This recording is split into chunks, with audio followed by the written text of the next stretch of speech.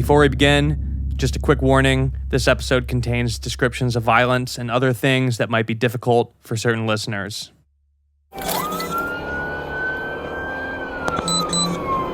Welcome to Otherworld. I'm your host, Jack Wagner. This is part 3 of a series we're doing. If you haven't heard the first 2 parts, you should go back and start with that. What you're hearing right now is the actual body cam audio of the police officers who are rushing to Eilish's house after being dispatched by 911. I just want to say that I did not add the music into this. They're actually listening to Metallica on the way to her house, and I guess I just never realized that they listen to music in there. No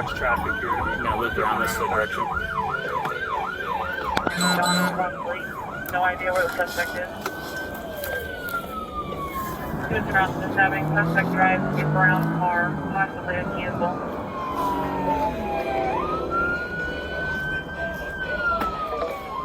Here stairs says shooting stabs everywhere. Her vehicle is a white Honda Civic. Should live up her night, but nobody is moving. Eilish showed me the body cam footage and the police report of her case. It's extremely hard to watch, and there's no reason for anyone else to see this or even hear it.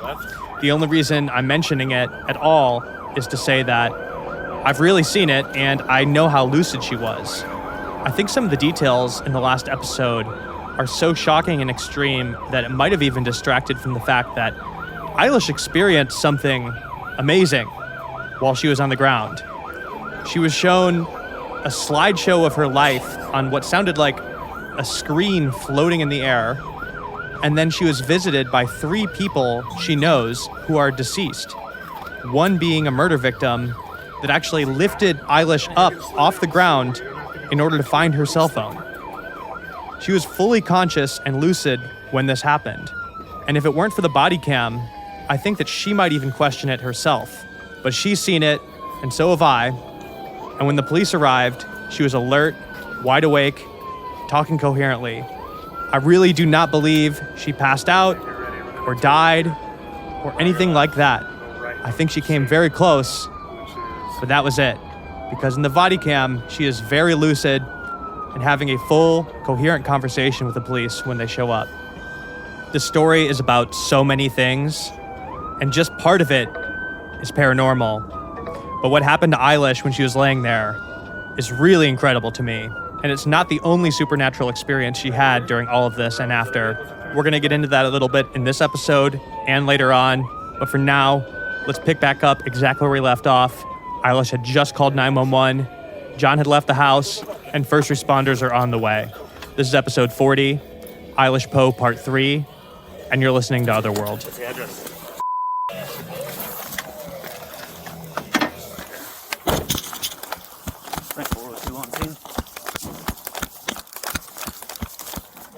That's what I'm doing right now. Fort Collins Police!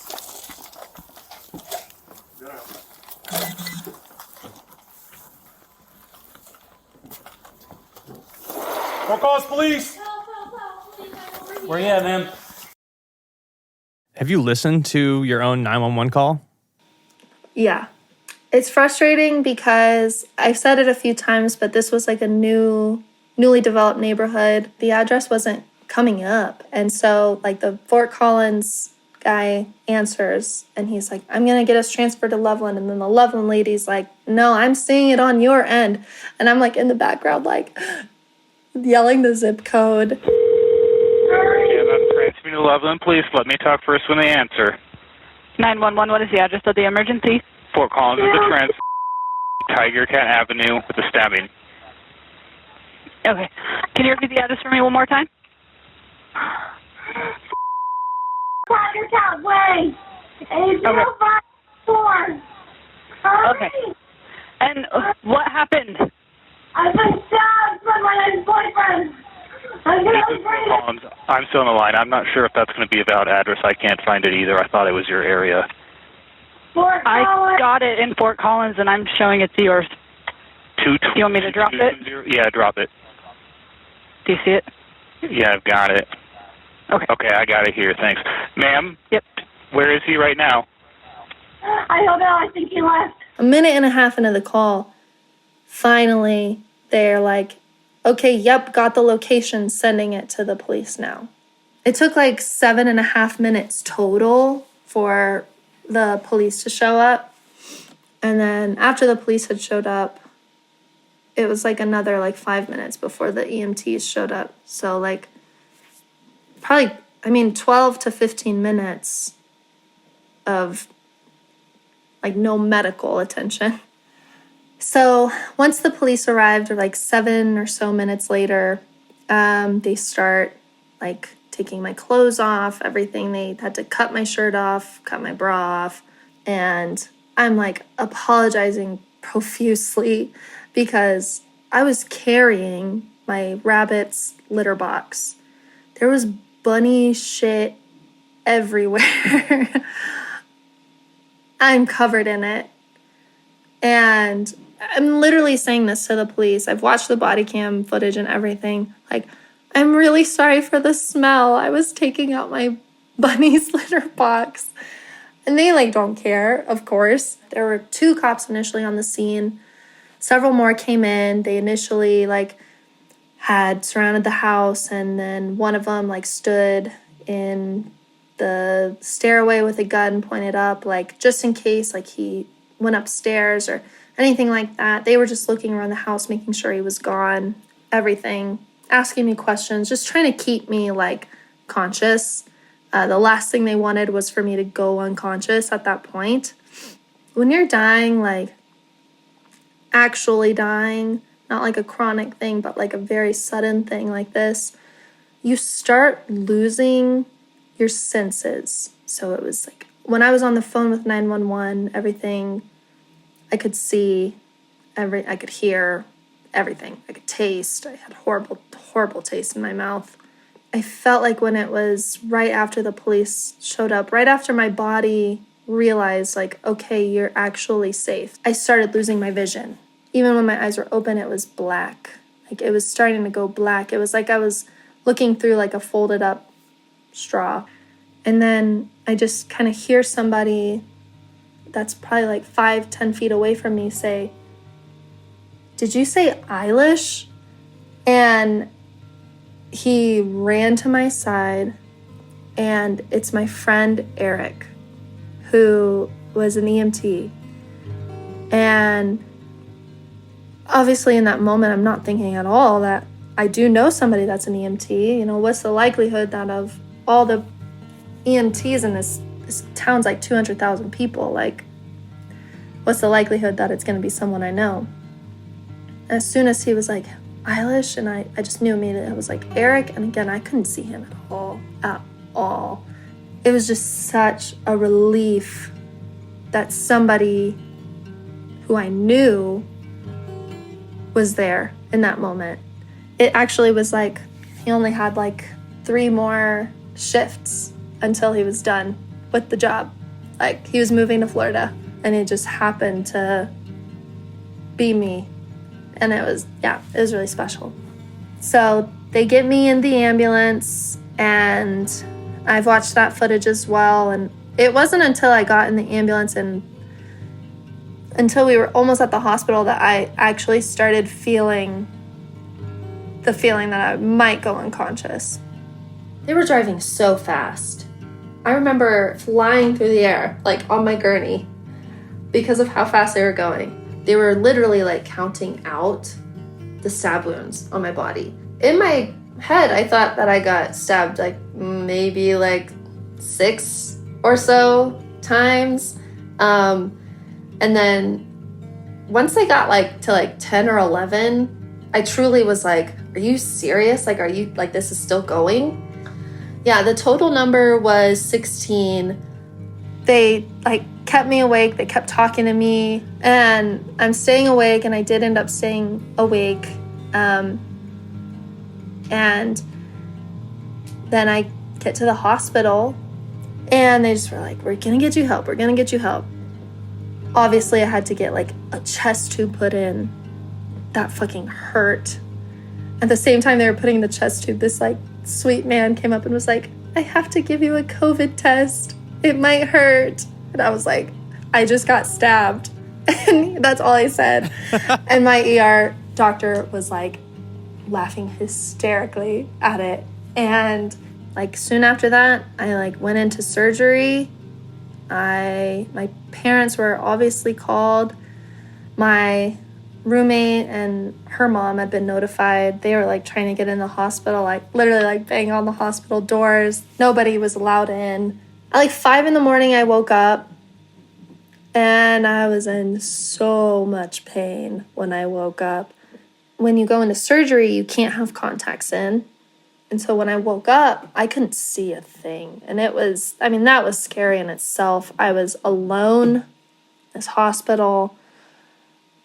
We didn't know, like, where John was. We didn't know anything. And I was really, really scared. And then on top of that, I couldn't see a thing. I got to call a few numbers. The numbers that I had them call were Megan, my roommate, my dad, and my coworker. Because when I was in the ambulance, I was like, somebody from my job needs to know this happened to me. Because I can't just not show up. I'm a teacher. I can't just like not show up. There's 20 kids in my class that need me there.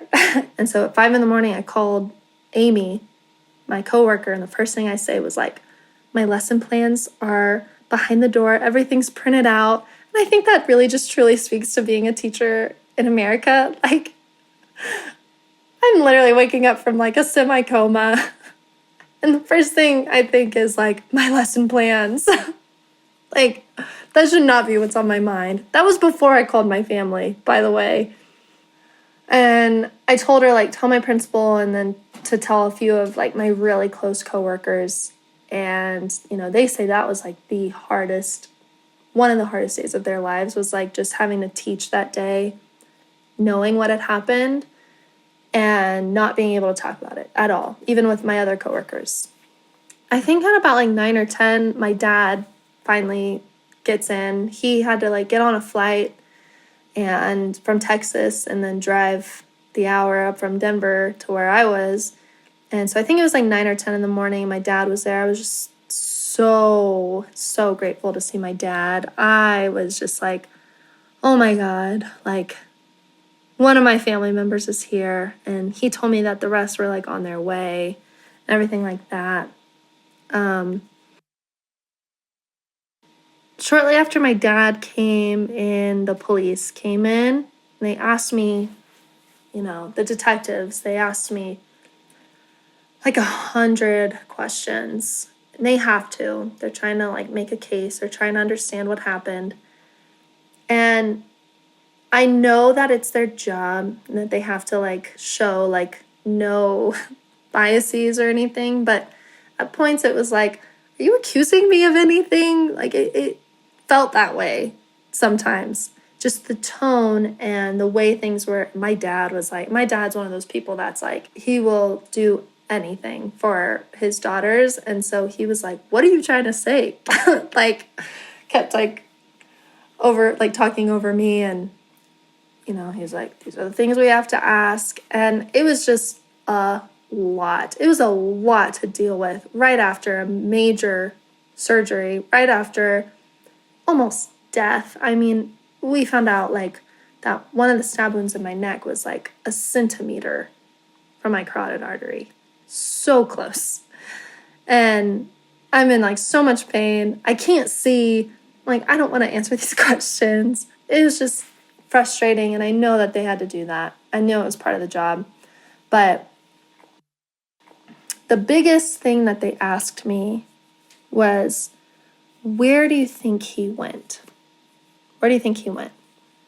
And I said, the first thing that came to me and what my gut told me, I said, and it's on police record and everything, I think that he went to either Horsetooth Rock, which is like a big rock up here, or Arthur's Rock, which is another big one out here, and committed suicide.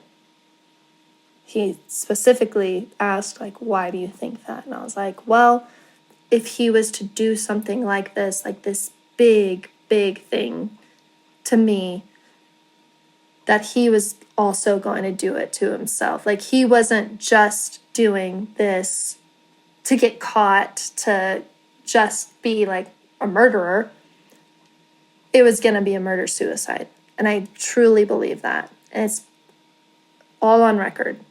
And it even says in the police report, it's like, I found that kind of strange, blah, blah, blah. And at that point, I didn't know anything. I hadn't been told any details. This is November 5th. They came back a few hours later, and he was like, we found his body. And it was at the base of Arthur's Rock. And it's an apparent suicide. He jumped off of Arthur's Rock.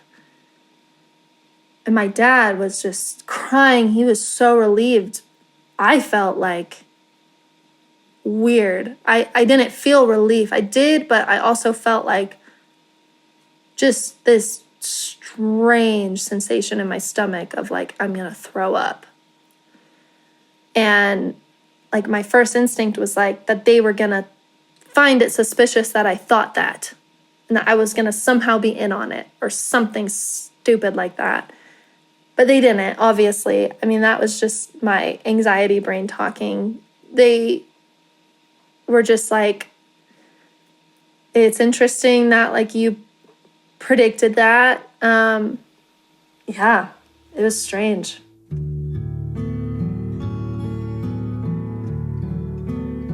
Why did you think that? I trust my gut thoroughly, and that's exactly what it told me. Is this like were these special places? Like, were they significant in any way? We had never done either of those hikes or anything like that together. He had done some with his friends. I don't know. I just knew, and I told them that he was probably going to take his own life. What did the detectives look like when you said that to him? What were they saying? So the first time I said that, it was just kind of like, okay, got it. The next time they came in and they asked me, again, kind of like, why did you think this? What's your reasoning? That kind of stuff. And I basically was just like, I don't know. That's just what I think. There's not like a ton of reasoning to it. It's just what my instinct is telling me. And my dad even caught on to it, like, why are you asking her this so much? And they couldn't tell me yet until they had fully confirmed like that was him. He even told me how weird it was. And I was like, yeah, I agree. It's really weird, but that's just what my gut told me. I've always had a really, really powerful intuition. Yeah, it was strange. They were like pretty in and out of there. It was like very top secret. Like I had an alias that I wasn't even allowed to know when I was in the hospital. The first thing that they said was like, do you know where he was leading up to the attack? And I was like, yeah, he came out of my bedroom. Because that's what I knew. He did. I heard the door creak open. He was in my room. They were like, but before that, like, how did he get into the house? And I told them, I was like, I think he got into the house through the garage. I was like, he must have known the garage code, even though, like, we changed it. And they told me that actually there was a window well in the basement and they were doing construction for the house. At some point, this window must have gotten left unlocked. They'd found that he cut the screen to the window in this window well. And then after he cut the screen, he just got fucking lucky and it was open. And so he went from the basement window and he crawled into the basement. And in our house, we had this crawl space. I know when I say crawl space, a lot of people get like a certain image, but it was honestly really big. Like, the basement was really big in itself, but there's this door, and it wasn't like at the bottom of the floor of the basement. It was like 2 feet up. I had like some snowboarding stuff in there. I had just like sleeping bag, stuff like that, storage stuff. But you have to kind of like push up to get in there.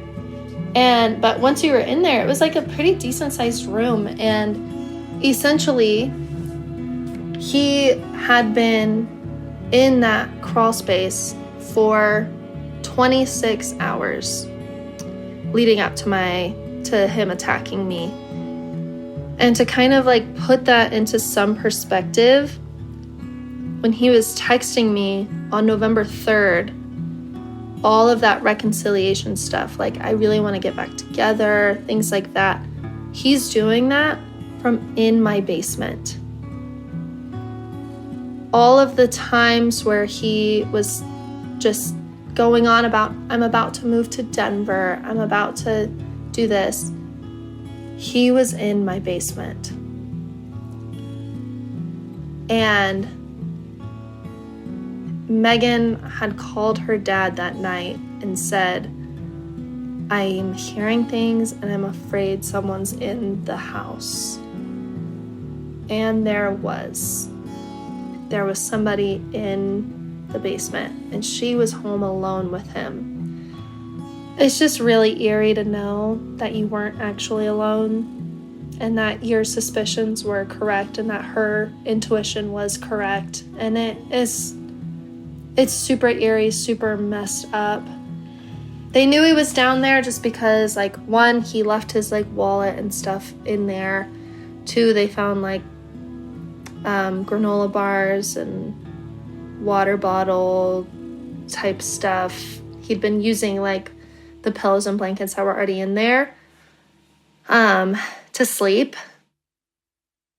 I go back to the thought of like, what if I had said like, yeah, let's reconcile this, let's make this work? What would have happened? Would he have just like left my basement? Would he have done it anyway? I'd really try not to dwell on those questions, the what ifs, but it's weird to think about like that he was that adamant on getting back together when he was already planning to kill me.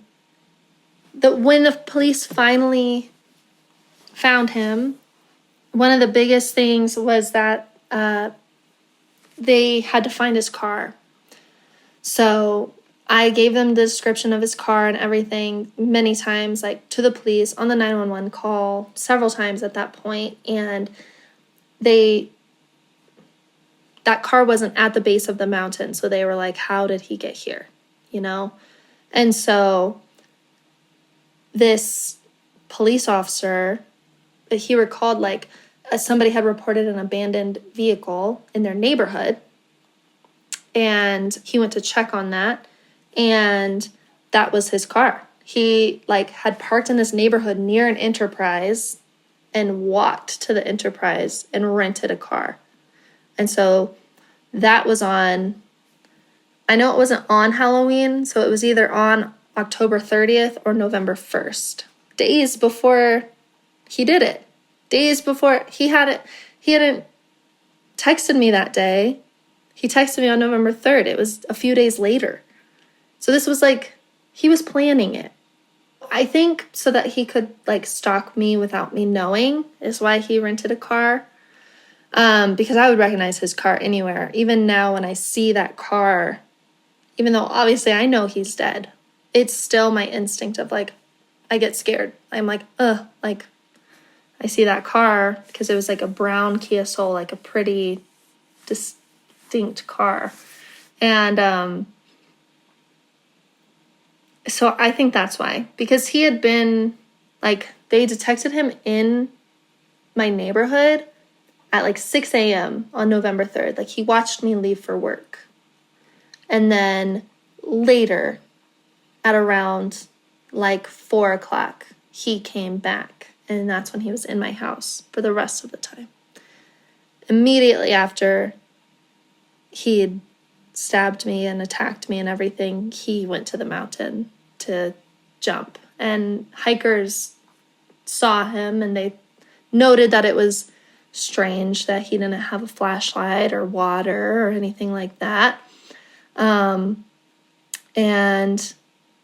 the like final like straw of like he's here is because they found the rental car service that he used, found what rental or car he rented.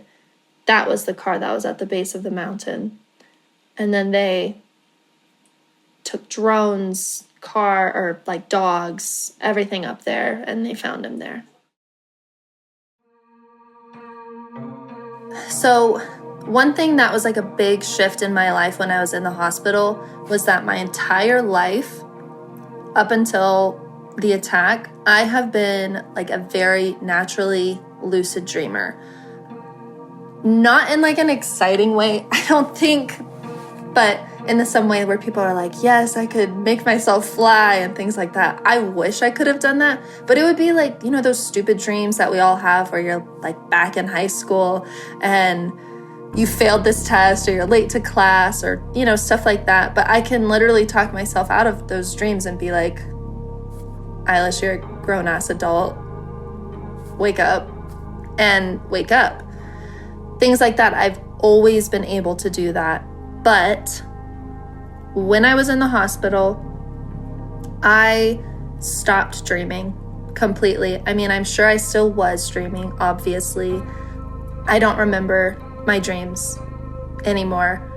Then when I was out of the hospital, the police investigation was still open, technically. And while it was still open, until they could prove that like John was acting alone, that there wasn't anybody else that knew anything, there wasn't anybody else involved, I had to live in a non-disclosed location. So I lived with my roommate's mom, and we both did. We both stayed there.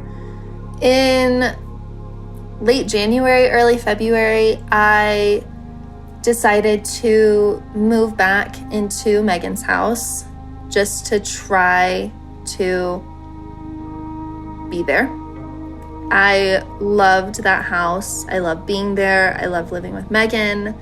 It was like being with a sister 24/7, and I really wanted to give it a try. And so it'd been like 3 months at this point, I guess, and I'm still not having any dreams. I'm not having nightmares, really. Once I started being in Megan's house, you could just feel the awful energy in the home. They'd saged it and things like that a million times. Megan's pretty spiritual, and so she could feel that energy as well. And it would be like you would go into the basement and it would just, your entire chest would just tighten. It was really disturbing. I completely stayed out of the basement the entire time that I was there. In the exact spot where everything happened, it just would go cold. It would feel horrible. And it wasn't just for me. It was for several people. I brought several people into that house, and 2 people had no idea that that's where it had happened. And I'd be like, let's go upstairs. Like, that's where my room was and everything. So we'd be walking up there and they'd be like, did it happen right here? They could feel it too, that the energy there was so powerful that they could feel like that's exactly where everything went down. I didn't sleep in my room a single time. For the next like month and a half that I lived with Megan, I just could not be in there for longer than like to change my clothes, because I just felt like John was watching me in that room. I just could not shake it. I would like get my clothes, pick out an outfit, and then leave and go to Megan's room down the hall. I just truly hated being in there, because it was just like I think it was just because it was like one of the last places that I have a reference of him in there because he came out of my room when everything happened. I would touch the door handle and I would just feel like sick, nauseated, because I just could think of him touching that door handle to open this door to come down those stairs and attack me. So I would sleep in Megan's room, like with her, every single night for a really long time. And when I was there, I would have really intense dreams that involved John. For a while, they were just dreams, like he would just be kind of staring at me from a distance, probably like 20 feet distance in the dreams, and he was just like there. He wouldn't say anything. He didn't have an expression. It was a lot like in the moment when I was being attacked, where he didn't say anything, didn't have any like facial movement. And I would just be yelling at him, why did you do this? Why did you hurt me? Like, you're a fucking coward. You know, just yelling at him. And for a long time, I was having those dreams, probably like 3 or 4 nights a week. And at one point, I would guess that probably I'd been living there for 2 weeks, and I started having more intense dreams with him where he would like get close to me, try to touch me, and then I would like back away. Or like there's one specific one where we're sitting on a bench, and in the dream, like it's a normal park bench where like 3 people could fit on, and he would like try to reach out and touch my shoulder, and I would like make the park bench longer, and he'd be like really far. And so I was like separating myself from him. And again, no words or anything like that, but only when I was in Megan's house. Like we'd sleep at her mom's house, it wouldn't happen. I'd sleep at my parents' house, it wouldn't happen. It was only at Megan's house that I was having these dreams with John. And finally there was one night where he did speak to me, and I said something along the lines, more in a calm voice. I really, in these dreams, I cannot stress enough that I was like screaming at him. I was so pissed. I mean, rightfully, but I finally was just like, I need to know why you did this. I can't have any closure. I'm still here. You don't have to live through this. I do. You did this to me. And he just asked a question like, how can you not see it? And I was just thinking, and like, what do you mean? See what? And he said, like, I did this because I'm still in love with you. I'll always be in love with you. And, you know, I think that's bullshit. I just said, no, you can't love somebody you do that to. And it was one of those things where it's just like, if I can't have you, no one can.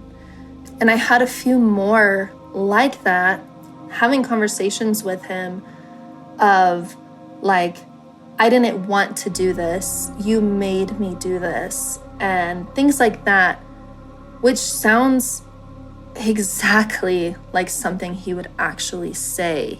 It doesn't sound like, you know, when you have dreams of people and they're saying weird things, like that sounds like verbatim what he would actually say to me. And it kind of like makes my eyes water up, like thinking about it, not in a crying way, just in an eerie way, that I really do feel like I was able to communicate with him a little bit after he had passed. After like 3 of those dreams, I stopped having them completely. Sometimes still I'll get like the nightmares where it's like I'm reliving it, just the entire attack itself. Or I'll be in my room and he'll come through my bathroom door and have a knife and things like that. It's always John. It's never anybody else. But those dreams that I had in Megan's house, I've never had any other dreams like that where I was communicating with a dead person. I mean, do you think they were dreams? I think that on some level, he's tethered there. I think his soul is tethered to that house because just the energy is so off there, for one. Two, like when I would touch the door handle, like I feel his presence, things like that. I don't know if they were dreams. It just felt like this. It felt just like a normal conversation, but just happening while I was asleep. But the thing is, like, I don't even ever remember waking up from them. I just remember them being over. I don't feel like I was actually dreaming. It just felt like this is over now. And then several hours later, I wake up. So I don't know. Maybe they weren't dreams. Maybe they were just like a really long distance phone call. Were they helpful? I don't know. Some of it was helpful. Like, I do feel like it felt like I was hearing kind of what I already knew, because in the police reports, like the people that he'd talked to and stuff, he did say like that he was still in love with me, like literally until the day of. Like, he was telling other people that as well. But I just don't find that detail interesting, or not interesting. It is interesting. I don't find it helpful because, again, I just don't think that is an excuse. If you actually love somebody, you would not ever do anything to hurt them or try to in their life. Like, that's the most drastic, unlovable thing that somebody could do. Well, obviously he didn't love you. It's not love. Like, no, I think in his mind it was. he wouldn't even play Go Fish with you in a tent. No, I know. That's not love. Like, he doesn't love you. You knew each other for 3 months. Right. I've said that a lot of times. And my sister too, like, you can't, like, the intense emotions that he was feeling in that short amount of time are not normal. No, I don't think I think he thought he was in love with me because he doesn't know, like, what healthy love is, because he was just an abusive man all around. I don't think I found a lot of closure in that, sadly. But even if he was here to, like, defend himself in any way, I don't think I'd find closure in anything he'd have to say, because there's literally not an excuse. Like, the detective that worked on my case was like, you know, you could have, like, cheated on him with his best friend or, like, done something really horrible and you still wouldn't have deserved that. So I just truly don't think any excuse that he would have would be logical. What I don't have closure on necessarily is, like, the feeling of, like, hate and feeling hated and feeling like somebody values your life so little that they feel like they could take it. That I don't feel like I'll ever get over. I know that's a lot, but it's true. When somebody tries to kill you, they think so little of you that they feel like they can control your very existence. And that I don't think I'll ever get over. All right, we have to take a quick break, but we'll be right back. This episode is sponsored by BetterHelp. Sometimes life can throw things at you that are hard to process. If you listen to the show, I'm sure you know that's true.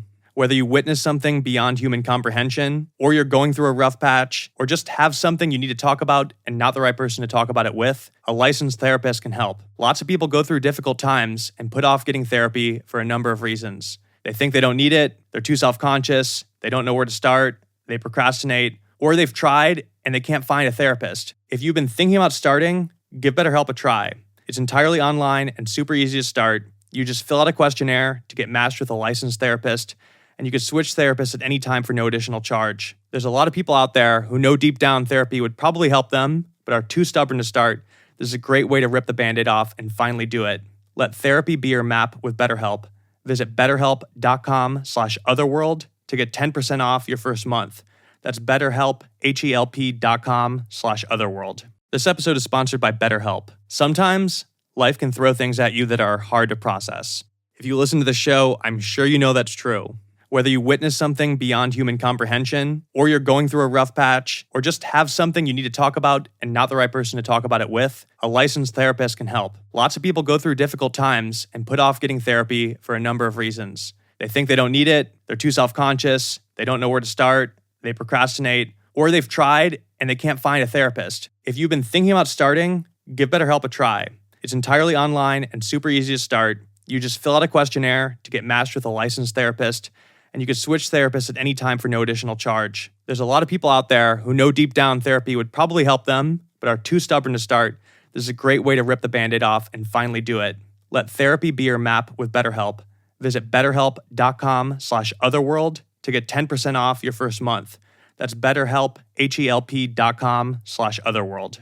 Everyone has an iconic New York theater experience they're dying to cross off their bucket list. And the easiest way to do that is through TodayTix. TodayTix is a better way to experience culture, with tickets to the best entertainment New York City has to offer, including Broadway tickets up to 40% off. Forget the long standby lines and braving Midtown just to enter a lottery. With TodayTix, you book your tickets right from your phone. No travel or waiting required. Book your show in advance, or even day of if you're feeling spontaneous. TodayTix also gives you access to limited-time offers, lotteries to sold-out shows, and discounted same-day tickets in cities around the world. From musicals to museums, you can find tickets for everyone, and TodayTix is here to make it easy and affordable. Visit todaytix.com/Odyssey or download the TodayTix app and get $20 off your first purchase with code Odyssey. That's promo code Odyssey for an additional $20 off your purchase on the app or at todaytix.com/Odyssey.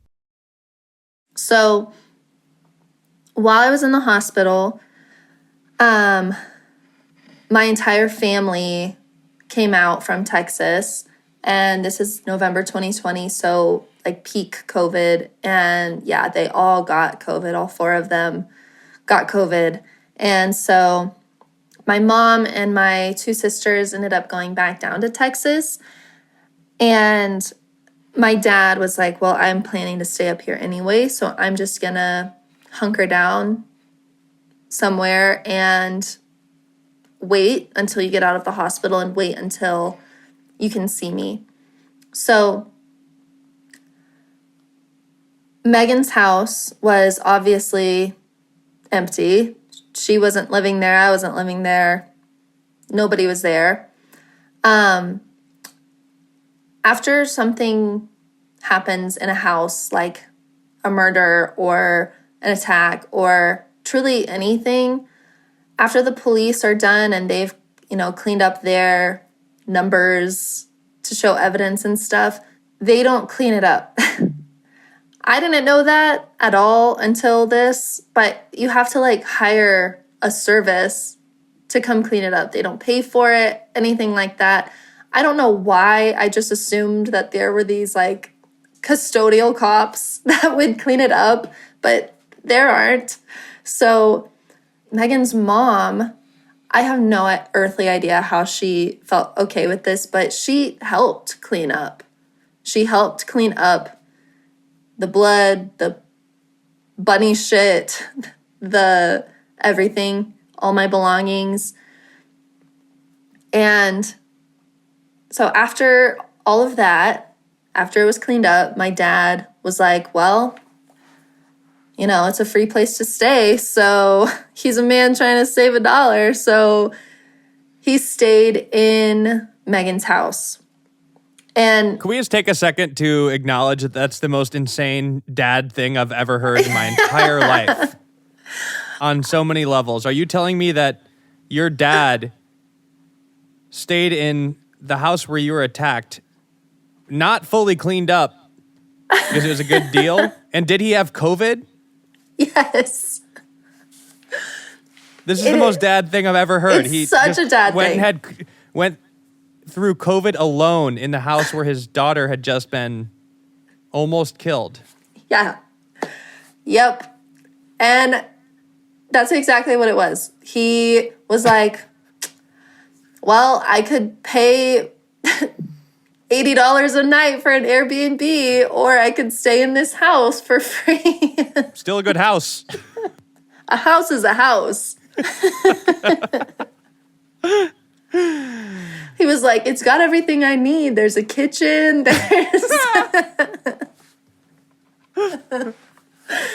I told him, I was like, I think that is weird. I was like, that is crazy.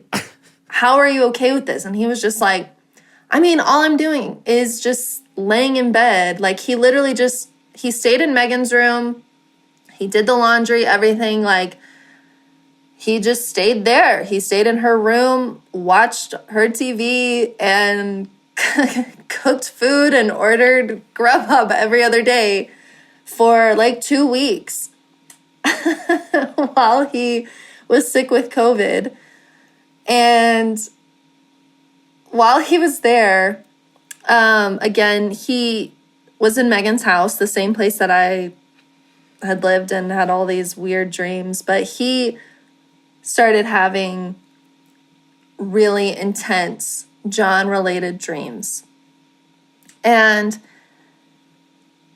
he told me that there were several where it was very similar to me, where he would just be like yelling at him and then getting no response.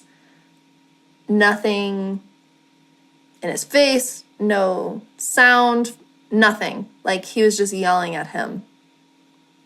But he eventually had a dream that he describes as like him taking charge and like casting John out of his mind.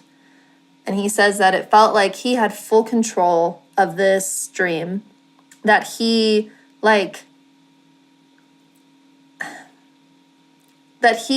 just basically was making him get further and further and further until he was completely gone. And when he described it, I remember him saying something about it being like a really big version of John at first. Like, my dad was really small and John was like really big. And he just had to cast him away, and he just kept having to say something to make him get farther and farther and farther and smaller and smaller and smaller until he was gone. And he said after that he didn't have any more of those dreams, but he said that for like a week, John was coming to him every single night in his dreams. And at that point, like, we knew he was dead. We knew everything like that. I'd been in the hospital for 5 days, I think, at that point. And so a week after that, he was having these reoccurring dreams until he just was like, fuck off. Like, I refuse to let you be in my mind anymore. And I asked him about it, and he didn't tell me much, but he just said that he sometimes still has or sees John in his dreams. But he's never told me about those. He's only told me about the ones that happened like in Megan's house. And again, I just truly think that John's soul and spirit is there. I can't even hardly be in that house because one, it is probably just me reliving what happened there, but two, it just is this overwhelming feeling that he's there, that he is there. And my dad felt the same thing. That is really interesting because what he did to get rid of John sounds very similar to something that I've heard come up on the show before a couple of times. And not only that, I think it's interesting because it's like, you know, a skeptical person listening to this could easily be like, look, she has PTSD, she's traumatized, of course she's scared to be in a room and she's having these nightmares. She went through this horrific thing. But Sure. your dad is having these dreams too, and seems to be casually living in this house, like making macaroni and cheese 5 feet away from the pool of blood where you got attacked. He doesn't seem to be bothered at all by this stuff, yet he's still having the same dreams, you know? He kept texting me. Like, when is somebody gonna come fix this hole where your head got bashed in? Literally all dads are like that, I think. I think that's just universal across the board. I don't know. He was like too okay with it. And that's why I thought it was strange. I was like, are you sure you want to do this? He's like, yeah, it's fine. Like he was too okay with being there. Part of me was like, he wanted to be there so he could kind of like feel out the situation for himself and like be as close to me as possible, even though he couldn't be around me when I was in the hospital. But yeah, no, he was having these dreams and I didn't know about them until, oh my gosh, like months later, until after I'd had my dreams. And we talked about it, how like some of them were very similar. There were a lot of similarities, that he was just like having to yell at him, that there was no expression. There were a lot of similarities. But also, Megan definitely has that empathetic energy reading sense like I do too. And she feels that in that house as well. Everybody that I've ever brought there, even like go on like a Bumble date or whatever, and they wouldn't know that this thing happened to me at all, that this thing happened in this house. And some of them would say like, by the way, I feel like your house is haunted. Like they would say shit like that. More than one person said that, like my friends. It's just him. I don't feel like there's any other spirit or soul or anything there. It is just John is like directly tethered to that place. And I do wonder sometimes if his soul has gotten out of there. I haven't been to Megan's house. I mean, I see Megan like every other week, but we really don't hang out there. But sometimes I wonder if like I walked in there today, would the energy feel the same as it did? I think if it felt better, I think I'd be able to say like that he has left, that his spirit has left. But I wouldn't know unless I went back. I'm fine with going back. I've told her several times, but you know, she just wants me to be comfortable and I appreciate that. So when I was alone, that's when I had a lot of time to think and process everything that had just happened and kind of replay everything in my head from the very beginning to leading up to that point. And that's when I started thinking about like the people that I'd seen during the attack, when I was trying to find my phone, especially Alyssa, and the importance of seeing her. I really don't think that I did die. It doesn't feel like I died. It felt that I was as close as a person could get, though. And people have asked me that. I don't think it was like a second chance at life kind of thing. I think it was almost like a warning, like from Alyssa, like this could be you. You have this chance to get out of this situation.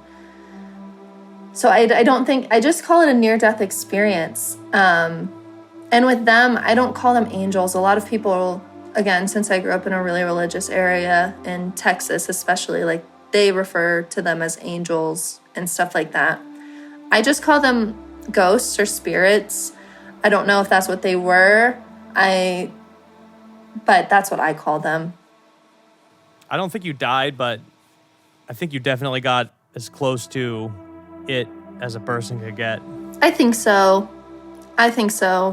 And something I've been thinking about during this is that it feels really weird to call this attempted murder. And I've been thinking about like what to even refer to you as, like an attempted murder survivor. It just doesn't feel right. Like I feel like you actually got murdered and survived, if that makes sense.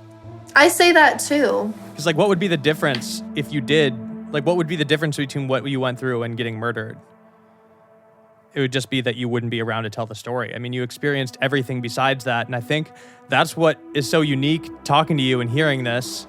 Yeah. Because you don't get to hear this normally. Because unfortunately, most people that have gone through what you went through don't survive. And they're not around to tell the world what they think and how they feel or tell their version of events. Yeah, no, it did feel like I did get murdered. And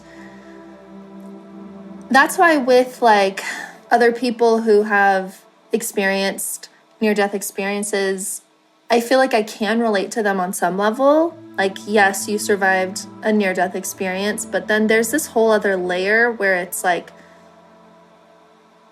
there were entry points where like he literally penetrated through my skin. And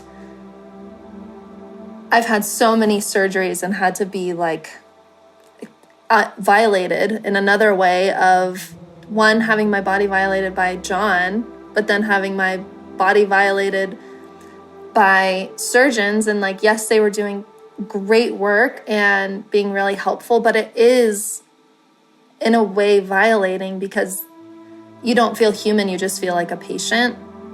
And that's one thing that a lot of people don't get.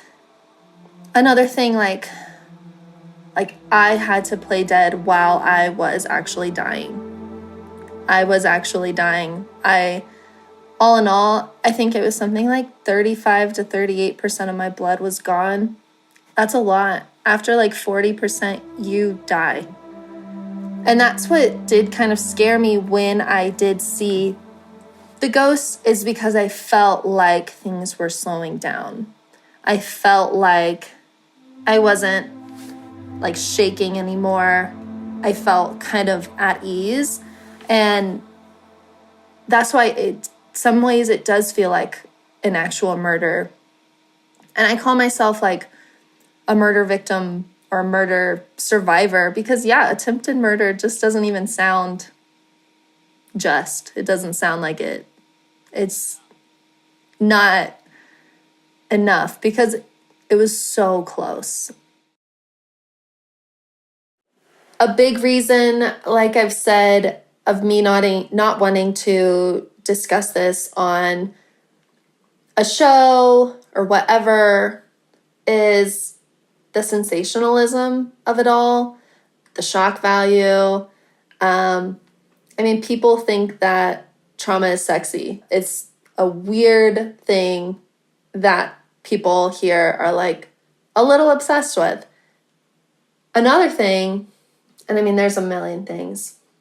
I get asked questions like, why didn't you have pepper spray?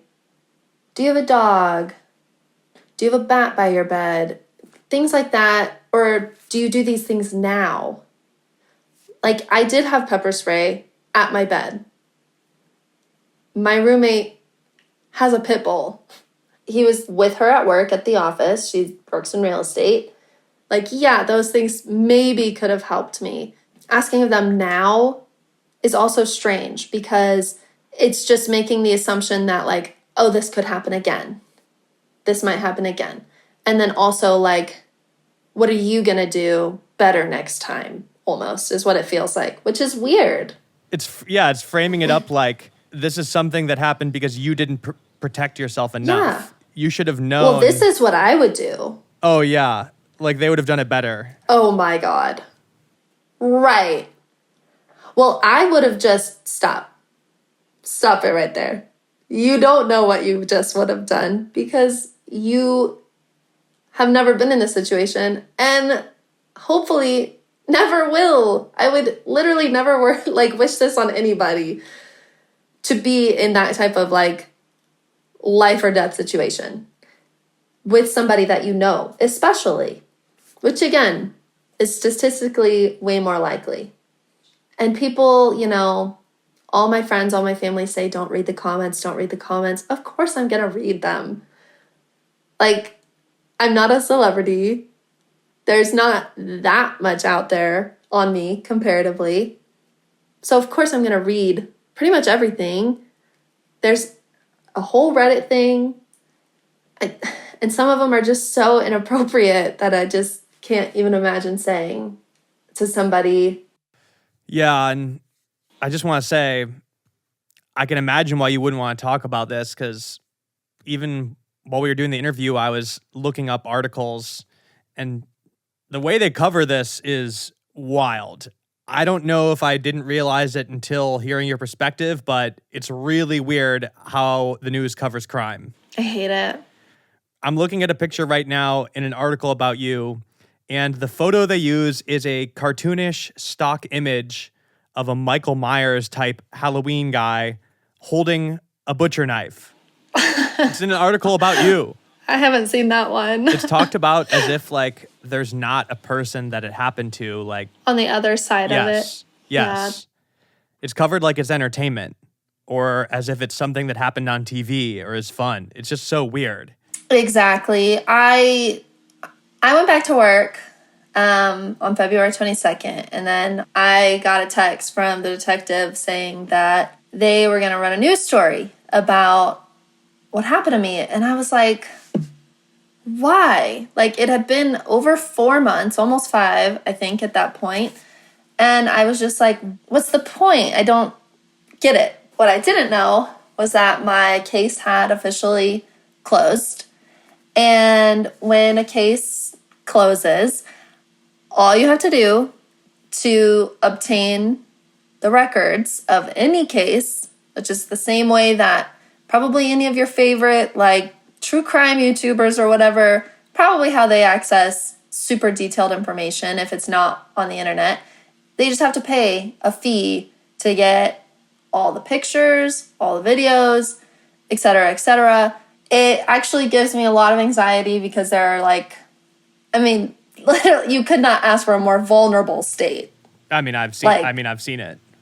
You have not even seen close to all of them. I mean, I'm talking like full frontal, because most of the stab wounds are to my chest. Like, I have one right here on my like heart, and that's out there. And that's why I wouldn't share those pictures with you, because I was like, oh, the videos, they blur them out. The photos, they don't blur them out. And also some of those photos, like, I legitimately looked at. And so it freaks me out that they might just have them. I don't know if they do, but it does freak me out. So I got the text from the detective saying that a news report was going to come out. I hadn't really talked to that many people at that point about what really happened. When people imagine what happened to me and they know that I got stabbed 16 times by my ex-boyfriend, people assume that we were dating at the time. Not true. One thing I hear really regularly is that we got into like a fight in the kitchen or something, that it was just like a heat of the moment type thing. Not that it was premeditated, anything at all. Up until that point, it hadn't been released that he had stalked me for I don't know how long, that he had been in my basement for 26 hours, that he was in my crawl space. Not that many people in my life knew that. For a lot of people, that is the scarier detail than she got stabbed, is that he was in my house for 26 hours. I did not want the story to come out. I spoke with him, just that I didn't like appreciate that happening, that they were doing it without my permission, and that it was like an invasion of privacy and things like that. I wouldn't call it an interview. I thought that after talking with him that he would kind of loosen up on some of the details. That was not the case. And there's a lot of details in that article that make it sound like I was interviewed. It's just ridiculous. I did not get interviewed.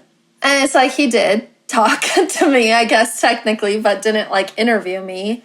There is a level of ethics that he just crossed.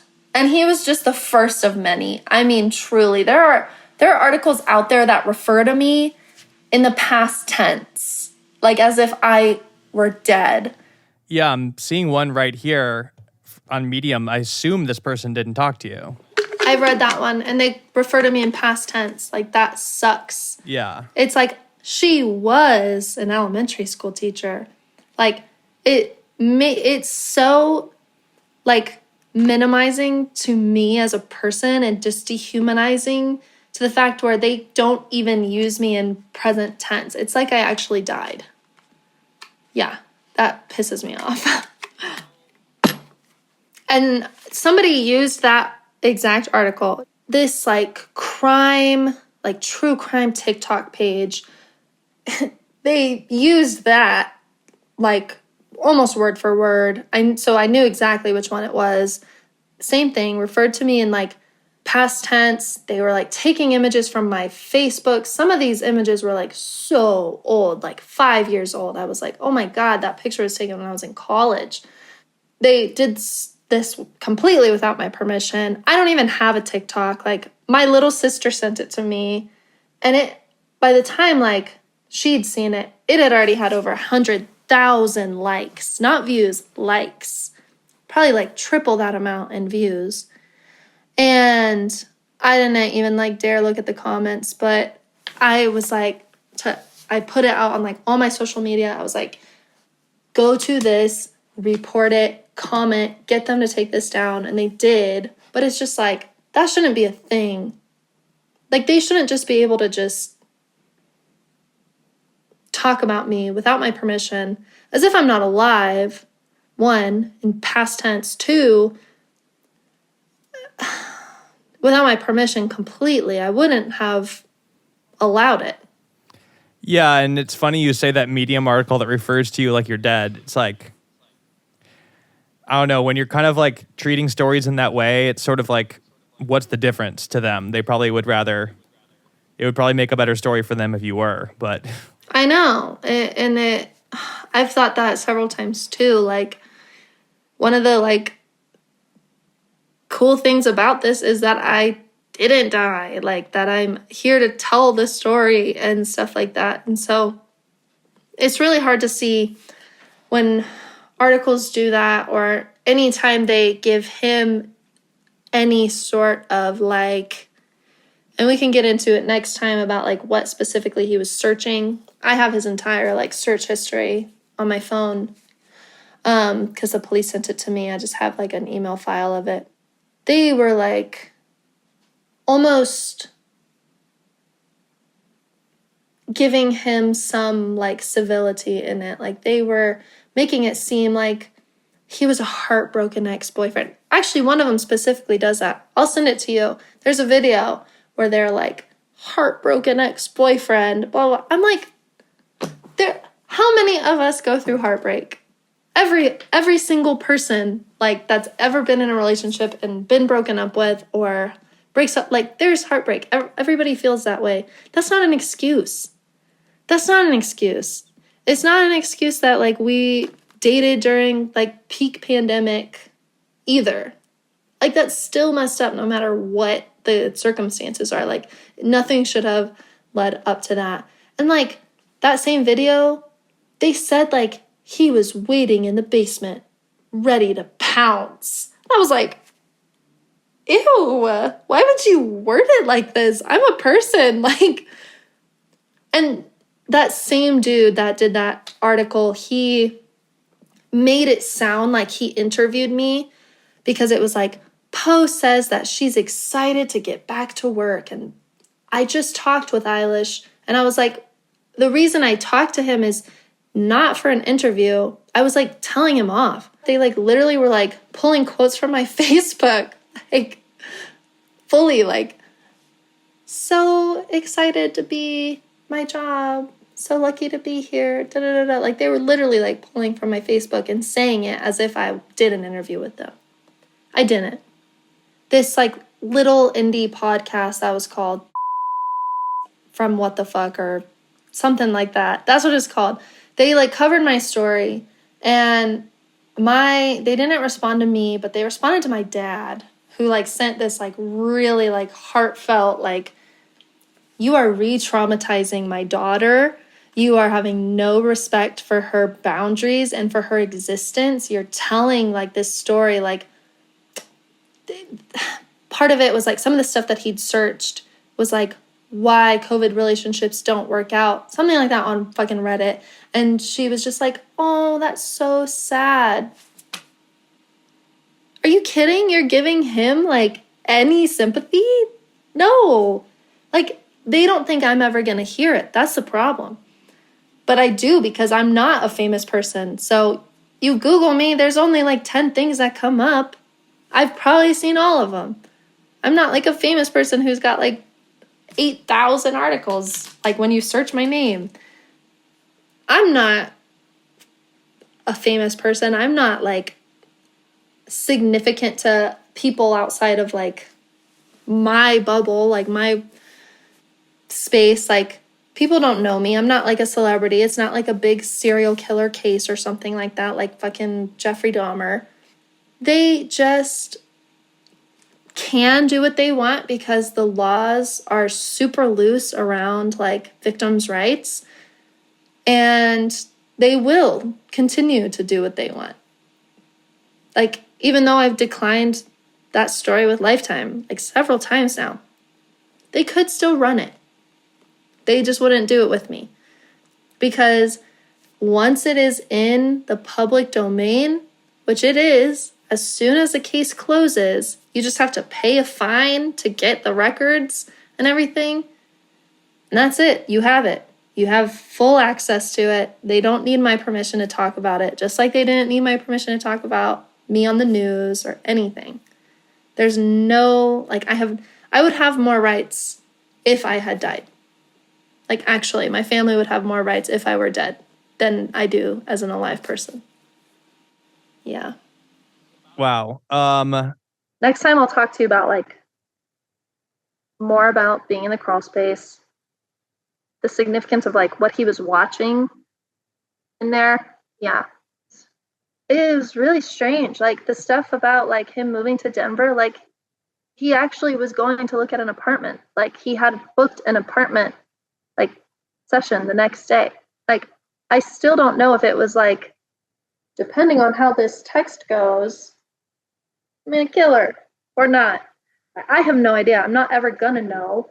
There's not a lot of closure in that sense, but like there are some weird, really weird details like that. Do not forget that. And then I also, Let me write it down. when do you loop back to Spain? I was gonna ask you that. Another good question. We got to talk about all this next time when we're actually recording. This is, oh my God. I mean, I'm technically still recording on Zoom, but I'll let you go get dinner. Have fun. Thank you for talking to me, and we'll just figure out another day to finish up. Perfect. Sounds good. All right. See you later. And thank you again. say thank you to Theo too. Okay, I will. Yeah, he left a long time ago because he. I figured he left. I think he's asleep. Okay. Well, thank you.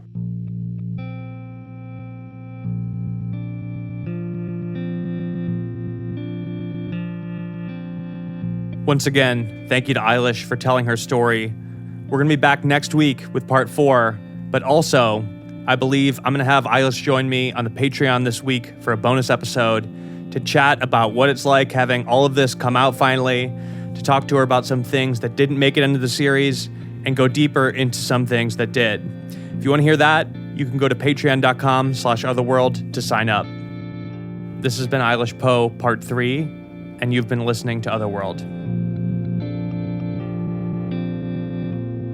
Otherworld is executive produced and hosted by myself, Jack Wagner. Our theme song is by Coberman. The soundtrack of this episode is by Juice Jackal and North Americans. This episode was edited by myself and engineered by Theo Schaefer. Our artwork is by Cul-de-sac Studios. Please show us your support by subscribing, leaving a 5-star review, and telling your friends about Otherworld. If you want to hear bonus episodes of the show, like I said, you can become a patron at patreon.com/Otherworld. Our social media is at OtherworldPod on Instagram and Twitter. Thank you to the team at Odyssey, JD Crawley, Jenna Weiss-Berman, Leah Reese-Dennis, Rob Morandi, Eric Donnelly, Matt Casey, Casey Klauser, Maura Curran, Josephina Francis, and Hillary Schuff. Follow and listen to Otherworld for free on the Odyssey app or wherever you get your podcasts. And finally, if you or somebody you know has experienced something supernatural, paranormal, or unexplained, you could send us your story at stories@otherworldpod.com.